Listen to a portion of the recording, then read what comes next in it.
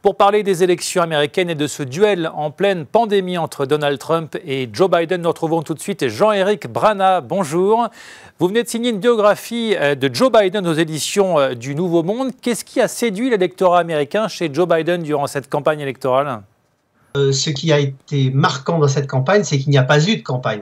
La pandémie a complètement écrasé la campagne et donc Joe Biden, avec son âge, qu'on avait beaucoup critiqué au départ, s'est retrouvé en très bonne position pour apparaître comme le président consolateur. Donc c'est sa figure rassurante, sa bienveillance naturelle, son empathie vis-à-vis des gens qui sont assez légendaires aux États-Unis. On l'appelle le bon gars et donc c'est vrai que ce côté-là était déjà très fort. Mais le fait qu'il se mette en retrait, qu'il écoute les scientifiques, a quand même beaucoup rassuré la population américaine. Il apparaît posé, rassurant, l'homme de la situation. C'est ça avant tout que les Américains vont chercher chez lui, quelqu'un qui va faire abaisser les tensions. Son message d'unité plaît énormément parce que les tensions sont aujourd'hui trop fortes, trop insupportables pour beaucoup d'Américains qui aimeraient que la politique soit un peu moins présente dans leur vie et qu'on s'occupe des problèmes auxquels ils font face aujourd'hui, problèmes de santé, problèmes de travail, problèmes de logement.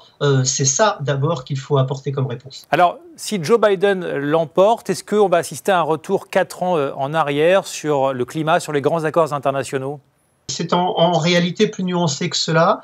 Il y a quand même des choses à retenir du mandat de Donald Trump, en particulier son analyse sur la montée de la Chine, qui est aujourd'hui partagée même dans le camp démocrate. Donc ce retour à un protectionnisme américain ou une Amérique d'abord va être poursuivi sous certaines formes, pas forcément les mêmes, mais en tout cas poursuivi par Joe Biden. Pour l'accord avec l'Iran, c'est plus problématique parce que pour faire un accord, il faut être deux. Et les Iraniens ont déjà fait savoir que Trump ou Biden, c'était blanc bonnet et bonnet blanc. Donc il y a des choses qui ne changeront pas vis-à-vis d'Israël, par exemple, où cette politique désormais est sur des rails et continuera de la même façon. La volonté au Moyen-Orient est à peu près partagée par les camps républicains et démocrates dans à peu près les mêmes termes.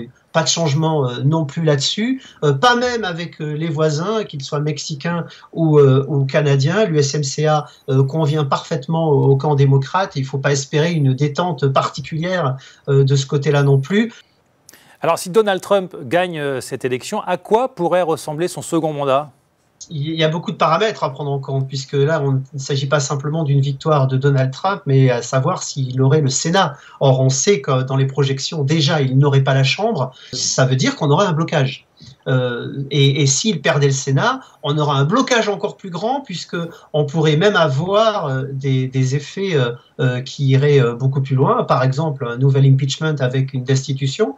Donc la situation ne serait pas toute rose pour Donald Trump s'il était élu. Ce serait du court-termisme, mais le fait de pouvoir gouverner n'est vraiment pas acquis. Merci beaucoup Jean-Éric Brana. Je rappelle que vous avez signé une biographie de Joe Biden aux éditions du Nouveau Monde. À bientôt.